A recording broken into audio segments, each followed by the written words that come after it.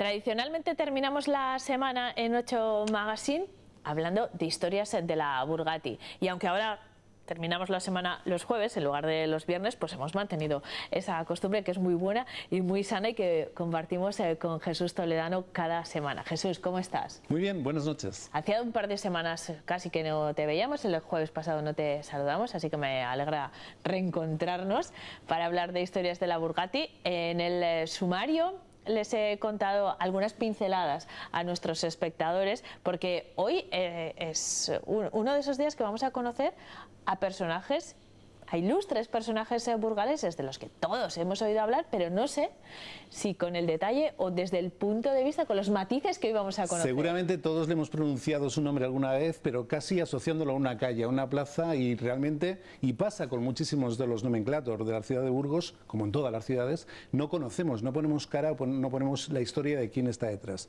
Una de nuestras más egregias calles es la calle Francisco Sarmiento, y es que detrás, desde luego, hay un personaje memorable al cual precisamente la semana pasada se homenajeó de alguna forma en las fiestas de San Cosme y San Damián. Luis. Una cosa, Jesús, perdona que te interrumpa, ahora hablamos de las fiestas, pero a mí me llama mucho la atención que este personaje tiene una calle y una plaza bien conocida, pero que me he dado cuenta, cuando he conocido su historia a través de ti, que no debería estar en ese sitio, la calle de Francisco Sarmiento. Podría estar mejor en la zona de San Esteban o podría estar incluso en la zona de San Cosme y San Damián. Allí tuvo su palacio, fíjate, le estamos viendo en esa transición, ahora vamos a hablar de su biografía, desde San Esteban a lo que fue la calle Concepción, a lo que es la calle Concepción, justo enfrente. Los que estuvieron en Maristas y muchísima gente que vivía en ese entorno conocía el palacio de los Sarmiento, las ruinas ya del palacio de los Sarmiento, que hoy en día están, su pórtico, su portada, está dentro del monasterio de San Juan, y desde luego que es una familia egregia, un linaje desde luego importante para la ciudad de Burgos.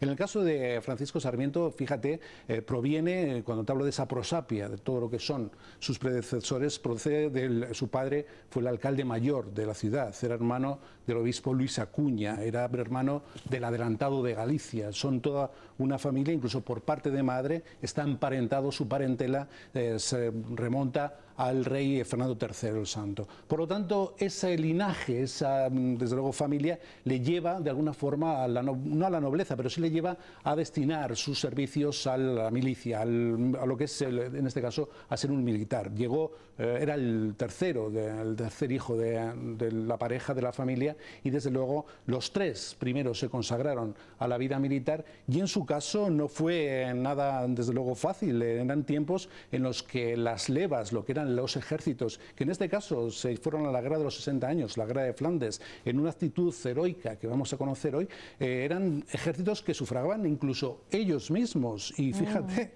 de tal forma que su familia, él muere, como vamos a contar ahora en la narración, él muere en la batalla de Castelnovo, en el sitio de Castelnovo, y su familia está endeudada porque él era el encargado de sufragar precisamente su tercio, ¿no? Esos tercios, en cuanto a la palabra tercio en lo militar, no sabemos exactamente su origen, hay tres teorías que hoy sería muy extenso adentrarnos en ellas, pero desde luego que esa leva que hace, la hace precisamente en Burgos, ese tercio de Nápoles que va a batallar en el castillo de Castelnovo, actual Montenegro, en una batalla contra el Imperio Otomano, lo que está sufragado es precisamente por él. ¿Cómo después le revertía todo eso? Con los botines de guerra, evidentemente, o incluso en algunos casos, y en la guerra de Flandes, desde luego podemos encontrar casos con algún mayorazgo, con desde luego algún cargo de nobleza. Pero fíjate, lo que es el sitio de Castelnovo, en este caso nuestro hombre, Francisco Sarmiento, había batallado en España ya para Carlos I y V de Alemania en torno a la guerra de las comunidades, lo había también hecho en Navarra, era desde luego él y todos sus hombres, estamos hablando de unos capitanes, sobre todo gente de Vizcaya absolutamente insignes, parten en este caso de escolta también al rey hacia Italia y ya se quedan allí. Y ocurren una serie de paradojas y de vaivenes políticos y del azar, de alguna forma, de todos aquellos tiempos convulsos, en los cuales lo que era la Santa Alianza, una alianza que había formado formado el Papa con algunos estados, con algunas ciudades y también las del Sacro Imperio, rompe Venecia la alianza y queda él en Castelnuovo, queda en ese sitio precisamente de la costa adriática, mirando a la costa oriental de Italia, solo con 3.000, 4.500 hombres, en los cuales tienen que defenderse del pirata Barbarroja, del pirata, del corsario y del militar que está a cargo, está al frente del Imperio Otomano, y se están asolando además el mar Mediterráneo. Quedan aislados si Venecia no les presta ayuda precisamente en ese camino español. Mucha gente habrá oído hablar del camino español que parte desde las ciudades del norte de Italia hasta Bruselas. El hecho de que se quede aislado allí sin ayuda de Venecia supone que está a expensas de los ataques, de las arremetidas, las acometidas del pirata, del corsario, del militar Barbarroja, que está al mando de la flota del... Es como una película, como me lo estás contando. No, pero es que esto es real y claro, es sangre burgalesa, porque parte de esos 4.500 hombres eran vizcaínos y eran burgaleses. En junio de 1539, Barbarroja decide por fin acometer Castelnuovo, lo hace y lo hace de noche, primero con una avanzadilla de 2.000 hombres que se quedan en la playa para preparar precisamente el ataque al castillo. Ellos salen y responden a esa primera acometida y fíjate, lo hacen, lo vamos a ver luego en vídeo, con un grito: Santiago y cierra España, porque Francisco Sarmiento era un hombre de la Orden de Santiago. Hemos hablado en el programa de esa orden que está ubicada en la catedral. En esa primera acometida de junio consiguen ir resistiendo, pero a lo largo del tiempo ese aislamiento, la falta de suministros, por supuesto el cansancio de algunos hombres, las delaciones, que también las hubo, y eso le ayudó a Barbarroja a seguir operando durante todo ese verano, hizo que fueran mermando las fuerzas de nuestro ejército, de tal forma que el corsario Barbarroja ya casi en el mes de agosto ofrece en ese sitio al que tiene rodeado a los burgaleses la rendición, les ofrece a nuestro hombre Francisco Sarmiento y a sus capitanes la rendición, y ellos precisamente en esa actitud de honor, ¿no?, de la época, Arturo Pérez Reverte lo refleja bien en algunas de sus novelas, contestan que vengan cuando quieran, que ellos no van a dejar a sus hombres morir ni ser apresados por su libertad, la que les está ofreciendo el pirata. Se quedan en el sitio y fíjate, evidentemente acaba en tragedia, pero ellos mueren, y mueren por España, por supuesto, mueren por el honor de sus hombres. Y es más, Barbarroja ofrece a sus soldados, a la gente que ha sitiado Castelnuovo, dinero y una recompensa por la cabeza de Francisco Sarmiento, y el grado de destrucción es tal que no encuentran ningún órgano presente de los que habían muerto. Jesús, estamos viendo algunas imágenes que recrean, claro. Estamos viendo el vídeo al que te referías al principio, hace un momentito. Esto ocurría la semana pasada en la celebración de las fiestas de San Cosme y San Damián.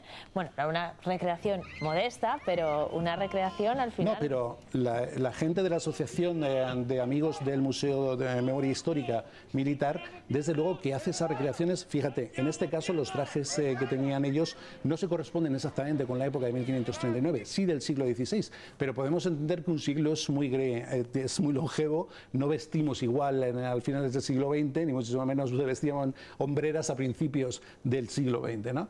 Entonces eso hace que esos trajes sean un poquito unas décadas posteriores a 1539, pero sirven perfectamente sobre todo para lo que hicieron después, que fue tremendamente emotivo, que es ofrecer esa bandera de los Sarmiento con sus colores, con esa cruz de San Andrés, la cruz de Borgoña, que siempre fue el emblema de nuestros ejércitos y que todavía hoy lo llevan insigne, y ofrecerlo en el altar de la iglesia de San Cosme y San Damián. Fue un momento tremendamente emotivo que desde luego allí estuvo su casa justo enfrente, y desde luego que de alguna forma, bueno, pues hace justicia con un hombre que aparte de una plaza y una calle es un militar insigne y es de nuestra ciudad.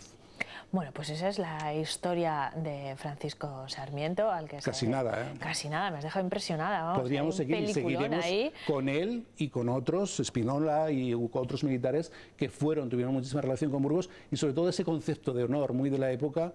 Que vengan, aquí les estamos esperando, sabían que iban a morir, estaban absolutamente cercados en medio del Adriático, y allí quedó la sangre burgalesa de todos esos hombres. Bueno, pues este homenaje se producía la semana pasada en Barrio Jimeno, justo la tarde del viernes. La tarde del viernes. Y vamos a seguir avanzando porque les hemos dicho al inicio de esta charla que íbamos a hablar de personajes burgaleses ilustres. Francisco Sarmiento es el primero de ellos, pero si hay un personaje burgalés por antonomasia, ese es Rodrigo Díaz de Vivar. Y sobre todo para este próximo fin de semana, con ese fin de semana civiano que hoy estamos viendo. Hemos visto ya en diferentes programas, en diferentes etapas de nuestro programa, la figura de Rodrigo desde diferentes vertientes. Hoy lo vamos a hacer desde una importante, desde la versión que tienen los árabes de su época, sus coetáneos, de su figura. Incluso la posibilidad que una profesora desarrolló en uno de los congresos civianos que hubo en Burgos en torno a que el poema del Mío Cid es escrito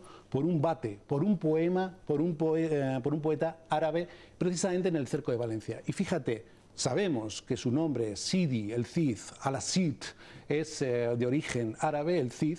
Campeador, no, campeador ya lo toman los árabes en las fuentes escritas provenientes de los reinos castellanos, de los reinos cristianos, pero ese cerco de Valencia del año 1093 lo que hace es que se generen muchísimos escritos en torno a lo que es esa actuación del Cid. Y lo hacen desde dos vertientes. Una, en la cual critican, nosotros lo hicimos con Almanzor unos años antes. Cuando muere Almanzor decimos, bien muerto esté y en el infierno descanse, ¿no? Porque realmente nos hemos quitado de encima la desolación que generaba él.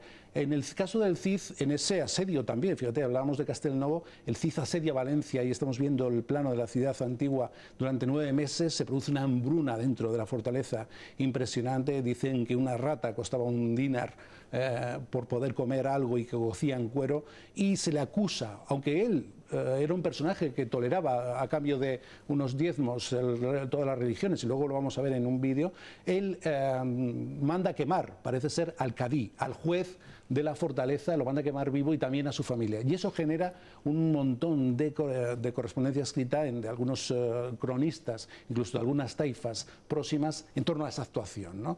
Y en lo que es esa posibilidad de que el poema del Mío Cid está escrito por un árabe. Sabemos que Per Abad lo que hace es copiarle unos años después o transcribirle unos años después, pero sigue la tendencia, aunque rompe lo que es la teoría de Menéndez Pilar, sigue la tendencia de los califas árabes. Lo que hacían era precisamente tener un poeta a su lado que glosaba sus heroicidades. Él entra en Valencia y Alcasi, que es el vate, es el poeta de la fortaleza, puede que se quede sumiso a la ocupación del Cid a cambio de escribir, de glosar su vida. Bueno, pues esa es una de las posibilidades, como vemos, esas vertientes árabes, como no, de lo que es la figura del Cid. Y son importantes, son muy extensas, hoy no tenemos tiempo, lo haremos en otro día.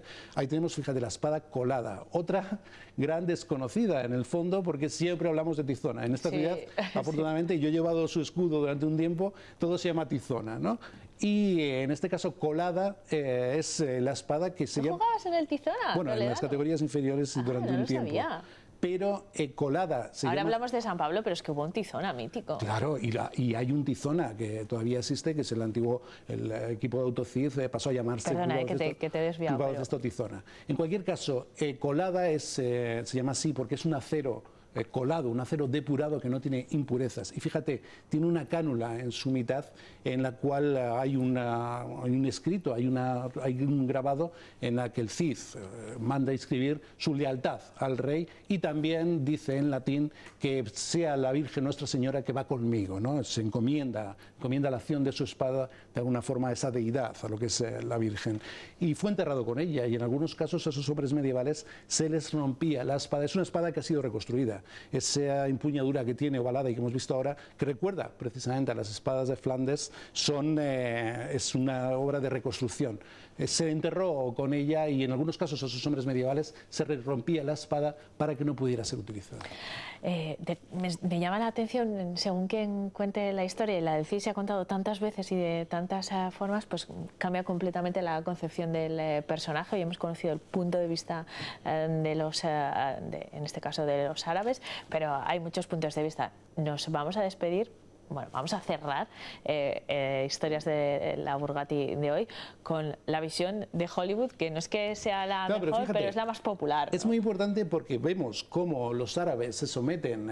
En nuestro puente de San Pablo vemos la figura de un árabe, del rey de Molina de Aragón, que está ofreciendo la llave en gesto de sumisión también hacia el Cid. Ahí lo hacen y sobre todo pronuncian la palabra España. La maravillosa palabra España se pronuncia 5 veces en el cantar de Mío Cid. Y lo hacen, desde luego, en algunas de las primeras veces que se hace en la literatura escrita en castellano. Antes lo habían hecho los francos para referirse a lo que eran los pueblos desde un concepto político, no los romanos, que lo hacían como una Hispania geográfica, ¿no?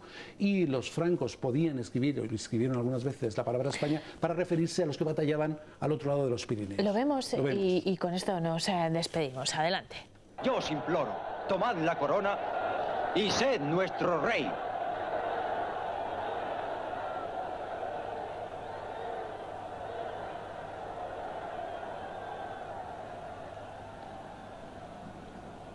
Tomo posesión de Valencia en nombre de mi soberano y señor Alfonso, rey de Castilla, León y Asturias, de Sagunto y de Almenara, de Castrejón y de Alcántara, rey de moros y cristianos. Valencia por Alfonso, rey de España, por la gracia de Dios. Muchas veces se debate sobre el doblaje o las películas originales. En este caso gana con el doblaje, estoy seguro. Bueno, seguro. Charlton Heston tenía una voz maravillosa, por otro lado. Pero... Rey de moros y cristianos, dice, es significativo, ¿no? Como después de acabar la guerra, después de acabar el asedio, desde luego que contempla esa coexistencia entre religiones, si bien es cierto que a cambio de diezmos, si bien es cierto que a cambio de otras circunstancias, y por qué no, la posibilidad de que un árabe escribiera también el poema de Mío Cid. Jesús Toledano, muchísimas gracias, como siempre, por traernos estas historias, estas curiosidades de nuestra historia. La próxima semana... Estaremos 2 días, casi nada. Sí, tenemos una tarea especial. Jesús Toledano ha preparado una edición especial de estas historias de la Bugatti. No les vamos a contar nada más, pero está muy relacionado con el 12 de octubre, que es una fecha importante por muchísimos motivos. Y te vamos a ver pues el martes y el miércoles. Eso sí lo podemos decir. Así es. Entonces desvelamos para que Jesús, muchísimas gracias. A ti. Nosotros también nos vamos a despedir. Llegamos al final de 8 Magazine de hoy y de esta semana. Volveremos a encontrarnos el martes. Hasta entonces, esperamos que disfruten de algunas de las propuestas que han pasado por esta mesa y desde luego del fin de semana. Hasta pronto.